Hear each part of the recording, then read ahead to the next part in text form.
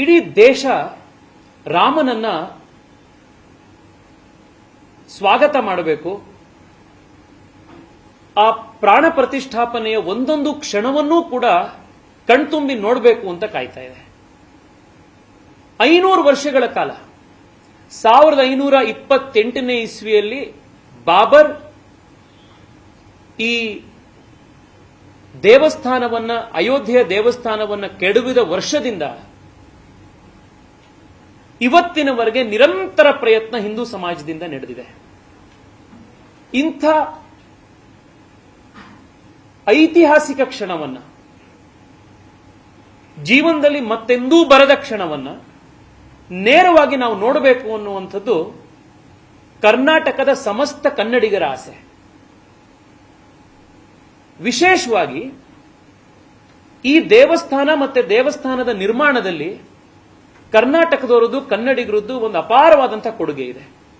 ಕಳೆದ 2.5 ವರ್ಷದಿಂದ ರಾಮ ಮಂದಿರದ ನಿರ್ಮಾಣದ ಪ್ರಕ್ರಿಯೆಯಲ್ಲಿ ಅದರ ಮೇಲುಸ್ತುವಾರಿ ಮಾಡಿರುವಂಥದ್ದು ಕರ್ನಾಟಕದ ಮೂಲದವರೇ ಆಗಿರುವಂತಹ ವಿಶ್ವ ಹಿಂದೂ ಪರಿಷತ್ತಿನ ಹಿರಿಯ ನಾಯಕರಾಗಿರುವಂತಹ ಗೋಪಾಲ್ಜಿಯವರು. ಇವತ್ತು ಕರ್ನಾಟಕದ ಮಣ್ಣಿನಲ್ಲಿ ಸಿಕ್ಕಿರುವಂತಹ ಸಾವಿರಾರು ವರ್ಷಗಳ ಹಳೆಯ ಕೃಷ್ಣಶಿಲೆಯಿಂದ ತಯಾರು ಮಾಡಿರುವಂತಹ ಕನ್ನಡದ ನೆಲದ ಮಣ್ಣಿನ ನೆಲದಿಂದ ತಯಾರು ಮಾಡಿರುವಂತಹ ಕಲ್ಲಿನಿಂದ ತಯಾರು ಮಾಡಿರುವಂತಹ ವಿಗ್ರಹವನ್ನೇ ಇವತ್ತು ಅಯೋಧ್ಯೆಯಲ್ಲಿ ಪ್ರತಿಷ್ಠಾಪನೆ ಮಾಡ್ತಾ ಇರುವಂಥದ್ದು. ಬರೋ ಸಾವಿರಾರು ವರ್ಷದವರೆಗೂ ಕೂಡ ಜನ ಅದನ್ನೇ ನೋಡುವಂಥದ್ದು. ಕಲ್ಲು ಮಾತ್ರ ಕರ್ನಾಟಕದಲ್ಲ, ನಿಮ್ಮೆಲ್ರಿಗೂ ಗೊತ್ತಿರೋ ಹಾಗೆ ಆ ಶಿಲ್ಪಿ ಕೂಡ, ಅರುಣ್ ಯೋಗಿರಾಜ್ ಕೂಡ ಕನ್ನಡಿಗರು.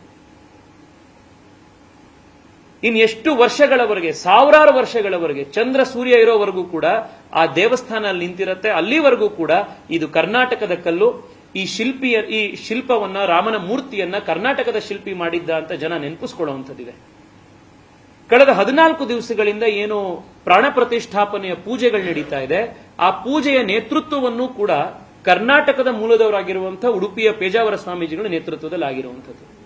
ಇಷ್ಟೆಲ್ಲಾ ಕರ್ನಾಟಕದ ಒಂದು ಸಂಬಂಧ ಇದ್ದು ಹನುಮನ ನಾಡಾಗಿರುವಂತಹ ಕರ್ನಾಟಕದ ಜನ ಒಂದೊಂದು ಕ್ಷಣವನ್ನು ಕೂಡ ನಾವು ನೇರವಾಗಿ ಅದನ್ನು ನೋಡಬೇಕು ಅಂತ ಕಾಯ್ತಾ ಇದ್ರೆ, ದೇಶದ 14 ರಾಜ್ಯ ಸರ್ಕಾರಗಳು ರಾಜ್ಯದಲ್ಲಿ ರಜೆಯನ್ನ ಘೋಷಣೆ ಮಾಡಿದ್ರೆ, ನಮ್ಮ ಸರ್ಕಾರ ಮಾತ್ರ ಇವತ್ತಿಗೂ ಕೂಡ 22ನೇ ತಾರೀಕಿಗೆ ರಜೆಯನ್ನ ಘೋಷಣೆ ಮಾಡಿಲ್ಲ. ನಾನು ನಿಮ್ಮ ಮೂಲಕ ಮಾನ್ಯ ಮುಖ್ಯಮಂತ್ರಿಗಳಿಗೆ ಮನವಿ ಮಾಡುವಂಥದ್ದು ಅಂದ್ರೆ, ಅಯೋಧ್ಯೆಯ ರಾಮ ಮಂದಿರದ ನಿರ್ಮಾಣ, ಅಲ್ಲಿನ ಪ್ರಾಣ ಪ್ರತಿಷ್ಠಾಪನೆ ಅದ್ಯಾವುದೋ ಒಂದು ಪಾರ್ಟಿಯ ಪ್ರೋಗ್ರಾಮ್ ಅಲ್ಲ ಅದು, ಅಥವಾ ಯಾವುದೋ 4 ಜನಕ್ಕೆ ಸಂಬಂಧಪಟ್ಟಿರುವಂತಹ ಒಂದು ಖಾಸಗಿ ಕಾರ್ಯಕ್ರಮ ಅಲ್ಲ. ಅದು ಸಮಸ್ತ ಭರತ ಖಂಡದ, ಸಮಸ್ತ ಭಾರತ ದೇಶದ ಈ ಸಂಸ್ಕೃತಿಯ ಕಾರ್ಯಕ್ರಮ ಅದು. ಅದರಲ್ಲಿ ವಿಶೇಷವಾಗಿ ಕನ್ನಡಿಗರದ್ದು ಒಂದು ಅಪಾರವಾದಂತಹ ಒಂದು ರೋಲ್ ಇದೆ. ಮಂದಿರ ನಿರ್ಮಾಣದ ಪ್ರಕ್ರಿಯೆಯಿಂದ ಹಿಡಿದು ಶಿಲ್ಪಿ, ಅದನ್ನ ಮೂರ್ತಿಯನ್ನು ಕೆತ್ತಿರುವಂತಹ ಶಿಲ್ಪಿಯವರಿಗೆ, ರಾಮನ ಕೃಷ್ಣಶಿಲೆಯ ಒಂದು ಕಲ್ಲಿಂದ ಹಿಡಿದು ಇವತ್ತಿನ ಪೂಜೆಯನ್ನು ನಡೆಸ್ತಾ ಇರುವಂತಹ ಸಂತರವರೆಗೆ ಕರ್ನಾಟಕದಿಂದ ಹೋಗಿರುವಂಥದ್ದು. ಹನುಮನ ನಾಡಿದು ಕರ್ನಾಟಕ. ರಸ್ತೆಯಲ್ಲಿ ಜನ ಅವತ್ತು ಸ್ವಯಂ ಪ್ರೇರಣೆಯಿಂದ ಪಾನಕ, ಕೋಸಂಬರಿ, ಪ್ರಸಾದ ವಿತರಣೆ, ದೇವಸ್ಥಾನಗಳಲ್ಲಿ ಪೂಜೆ, ಇಡೀ ರಾಜ್ಯ ಅವತ್ತು ಸಂಭ್ರಮಾಚರಣೆ ಮಾಡ್ಲಿಕ್ಕೆ ಬರಬೇಕಾದ್ರೆ ರಜೆ ಕೊಡದಲೆ ಕಂಪಲ್ಸರಿಯಾಗಿ ಆಫೀಸಿಗೆ ಬನ್ನಿ, ಸ್ಕೂಲ್ಗಳನ್ನು ನಡೆಸಿ ಅಂತ ಹೇಳಿ ವಿಕೃತ ಭಾವದಿಂದ ಈ ಕಾರ್ಯಕ್ರಮಕ್ಕೆ ಅಡ್ಡಿ ಮಾಡ್ತಾ ಇರುವಂಥದ್ದು ಇದು ಆಕ್ಷೇಪಾರ್ಹ. ಇದು ನಾನು ಮುಖ್ಯಮಂತ್ರಿಗಳಲ್ಲಿ ಆಗ್ರಹ ಮಾಡ್ತಾ ಇದ್ದೀನಿ. ನಮ್ಮ ಕಚೇರಿಗೆ ನೂರಾರು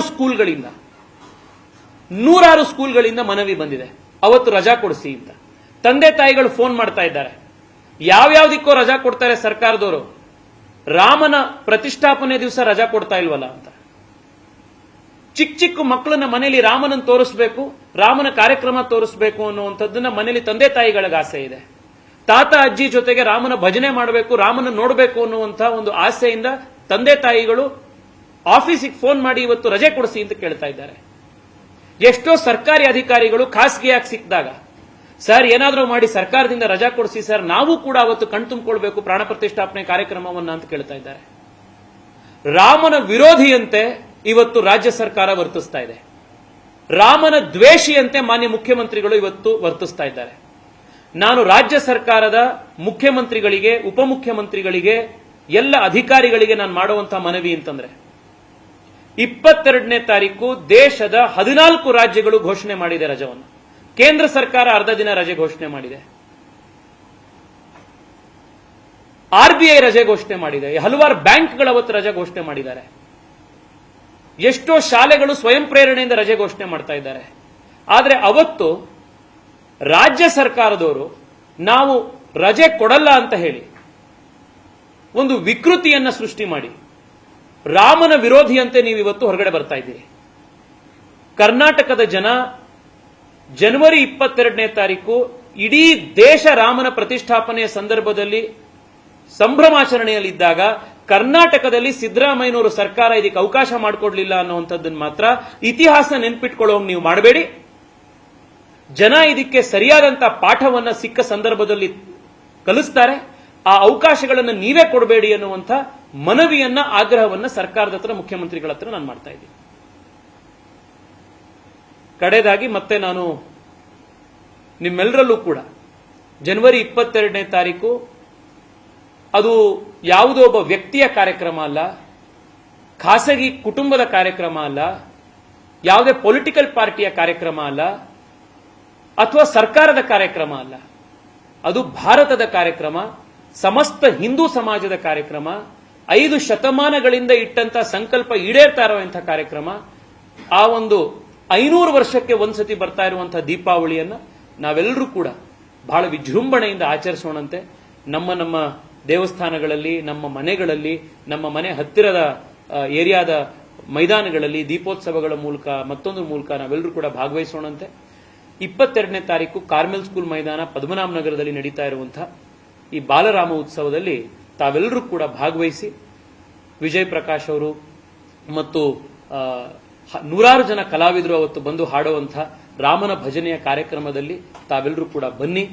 ನಿಮ್ಮ ಮಕ್ಕಳಿಗೆ ವಿಶೇಷವಾಗಿ ಬಾಲರಾಮನ ವೇಷವನ್ನು ಹಾಕಿ ಅವತ್ತು ಆ ಕಾರ್ಯಕ್ರಮದಲ್ಲಿ ಕರ್ಕೊಂಡು ಬನ್ನಿ. ಲಕ್ಷ ದೀಪೋತ್ಸವದಲ್ಲಿ ತಾವೆಲ್ಲರೂ ಕೂಡ ಜೊತೆಗೆ ಬಂದು ಭಾಗವಹಿಸಿ ಅಂತ ಹೇಳಿ ನಿಮ್ಮೆಲ್ಲರಲ್ಲೂ ಕೂಡ ಮನವಿ ಮಾಡ್ತಾ ಇದ್ದೀನಿ, ಕಾರ್ಯಕ್ರಮಕ್ಕೆ ಆಹ್ವಾನ ಮಾಡ್ತಾ ಇದ್ದೀನಿ. ನಮಸ್ಕಾರ. ಕನ್ನಡಿಗರ ಮೆಚ್ಚಿನ ನಿಮ್ಮ ನ್ಯೂಸ್ 18 ಕನ್ನಡ ಈಗ ವಾಟ್ಸ್ಆಪ್ನಲ್ಲಿಯೂ ಲಭ್ಯ. ಕರ್ನಾಟಕ ಮತ್ತು ದೇಶ ವಿದೇಶದ 360 ಡಿಗ್ರಿ ಸುದ್ದಿ ವಿವರವನ್ನ ನೀವು ನಿಮ್ಮ ಕೈ ಬೆರಳುಗಳಲ್ಲಿಯೇ ಪಡೆಯೋದಿಕ್ಕೆ ಈ QR ಕೋಡ್ ಅನ್ನ ಸ್ಕ್ಯಾನ್ ಮಾಡಿ. ನಮ್ಮ ಚಾನೆಲ್ ಅನ್ನ ಫಾಲೋ ಮಾಡಿ, ನೋಟಿಫಿಕೇಶನ್ ಆನ್ ಮಾಡಿ.